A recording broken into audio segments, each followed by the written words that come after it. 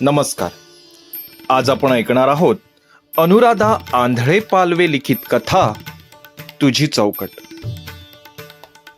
मीही चौकटीतच राहून संसार केला आहे हो, आणि आजही करत आहे. तुलाही चौकटीतच राहून संसार करायचा आहे. सासूबाई आवाज वाढवत म्हणाल्या. तिला त्यांचे म्हणणे नाही पटले आणि ती प्रत्युत्तर देत म्हणाली, तुम्ही घराच्या बाहेर पडला नाहीत, तुम्ही नोकरी करत नव्हत्या, त्यामुळे तुम्हाला ही चौकट हाच संसार वाटला. पण मी ते करणार नाही. माझी ओळख त्या चौकटीपुरती मर्यादित नाही. मी तुमच्यासारखी नाही. तुला वाटत असेल नोकरी करतेस म्हणजे चौकट ओलांडली, पण तसे नाही. चौकटीच्या फक्त कक्षा रुंदावल्या आहेत. चौकट तशीच आहे. भ्रमात आहेस की तू या चौकटीत नाहीस, पण तुला मोकळी जागा मिळाली आहे चारही बाजूनी, इतकेच. मला मात्र ती चौकट रुंदावता आली नाही. आई, मी या चौकटीला छेदून जाणार. मोकळी जागा ही कोणी देत नसते. ती आपल्या वेगळ्या अस्तित्वाने मिळवावी लागते. मी ती मिळवली आहे. कोणी येईल आणि मला मोकळी जागा देईल असे होत नसते. मी माझ्या हिमतीवर ती निर्माण केली आहे. त्यासाठी मी धडपड केली आहे. ही चौकट तुम्हीही ओलांडू शकला असतात, पण जे तुम्हाला तुमच्या सासूने दाखवून दिले तुम्ही त्याचे पालन केले.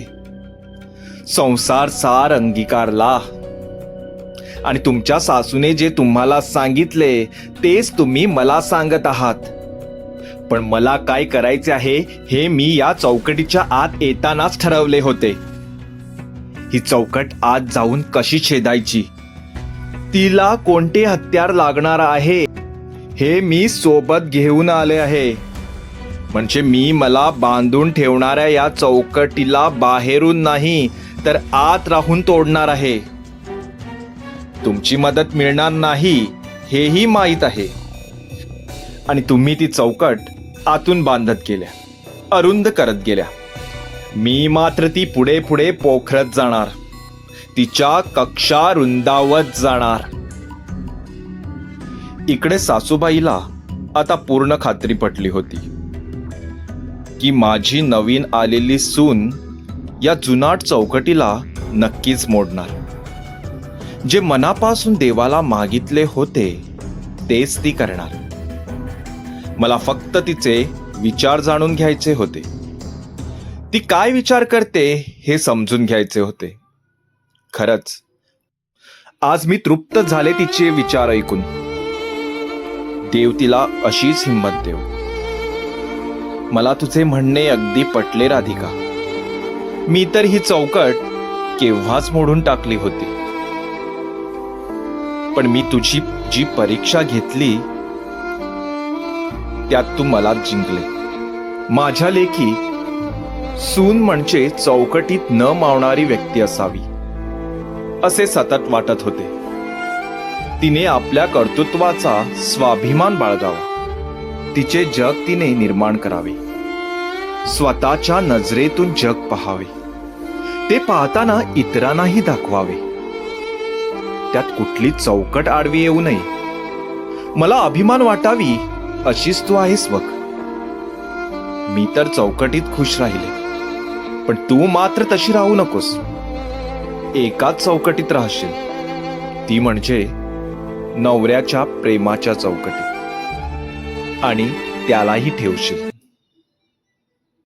राधिका त्यांच्याकडे बघतच राहिली. तिला कळेना हे एक सासू अशी बोलू शकते. विश्वास बसत नव्हता. त्यांचे विचार इतकेही वाईट नाही, त्रास देणारे नाहीत. म्हणजे चौकट असते ही उगाच नको त्या रीतिरिवाजांची, नियमाची, बांधनांची. पण ही चौकट जी त्यांनी सांगितली आहे त्यात तर कोणीही स्त्री आनंदाने राहतेच. मलाही एक दृष्टी दिली आईने. सगळ्या गोष्टी आपण समजतो, पाहतो त्या पलीकडे जाऊन पाहण्याची. कोणाबद्दल उगाच नको ते मत बनवून न घेता त्यांच्या विचारामागचे कारण समजून घ्यायची. आई, हे तर किती छान विचार आहेत तुमचे. तुम्ही या चौकटीत राहूनही किती छान विचार करायला लावणारे विचार आहेत म्हणावेत. मी कायम लक्षात ठेवेन. या चौकटीत मी आनंदाने राहील. राधिका त्यांच्या ह्या विचारांना बुरसटलेले समजत होती. त्या म्हणजे इतर सासूसारख्याच असतील हा समज होता. पण तिलाही कळले, सरसकट सगळेच नवीन विचार चांगले नसतात. सरसकट सगळेच जुन्या विचारांचे लोक वाईट विचारसरणीचे नसतात. आणि सगळ्यात चौकटीत बंधने नसतात. आई, आम्ही अशा पिढीत जन्मलो आहोत जिथे चौकट हा शब्द चुकीच्या अर्थाने घेतला जातो. आम्हाला तर जन्मल्या जन्मल्या मुक्त विचारसरणीचे बाळकडू पाजले जाते. स्वतःच विचार करायला शिकवले जाते.